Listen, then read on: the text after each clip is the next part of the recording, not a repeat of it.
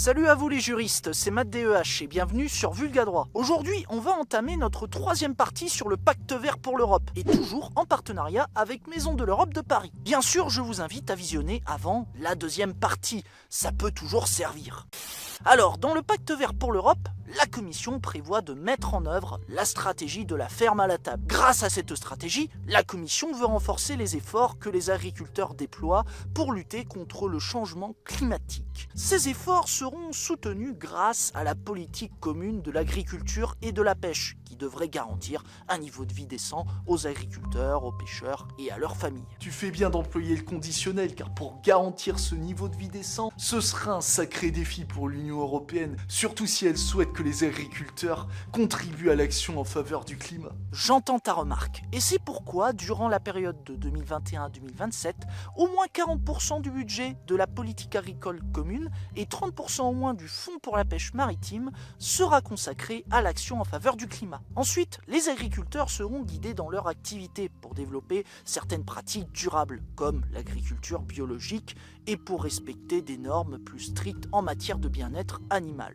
De plus, les agriculteurs seraient récompensés notamment lorsqu'ils améliorent leurs résultats en termes d'environnement et de climat. Après, la stratégie de la ferme à la table ne vise pas que les agriculteurs. Elle concerne aussi des secteurs comme celui de la transformation et du commerce de détail des denrées alimentaires. À ce titre, la Commission entend lutter contre la fraude alimentaire en renforçant les contrôles et les enquêtes ainsi qu'en mettant en évidence des produits innovants pour l'alimentation humaine ou animale. Enfin, la Commission estime que dans le cadre de la stratégie de la ferme à la table, il faudrait informer les consommateurs sur les aspects spécifiques des produits. Parmi ces informations, il y aurait l'origine, la valeur nutritionnelle et l'empreinte écologique des denrées alimentaires. Super, j'étais curieux de savoir d'où venait mon grec. Ah, c'est beau la transparence dans l'assiette. Bon, poursuivons.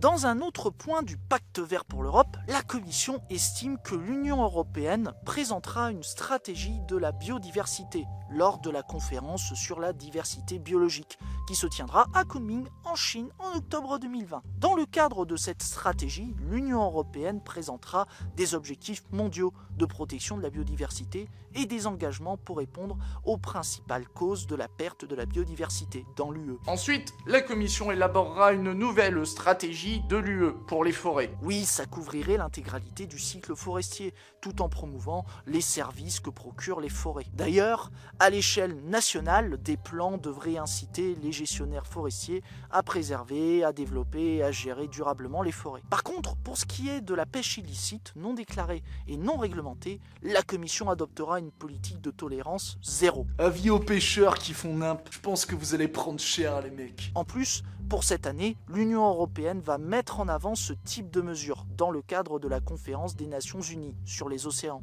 qui se tiendra au Portugal. On peut dire que l'Union européenne s'est jetée à l'eau. La blague est valide. Et c'est pas grave, Jean-Mi, on t'aime quand même. Bon, voilà les juristes, on a bouclé la troisième partie. J'espère que ça vous a plu et je remercie encore une fois Maison de l'Europe de Paris pour notre collaboration. N'hésitez pas à nous faire part de vos remarques dans les commentaires, tout en contribuant au référencement de la vidéo, en la partageant autour de vous. Sur ce, je vous laisse. À plus les juristes.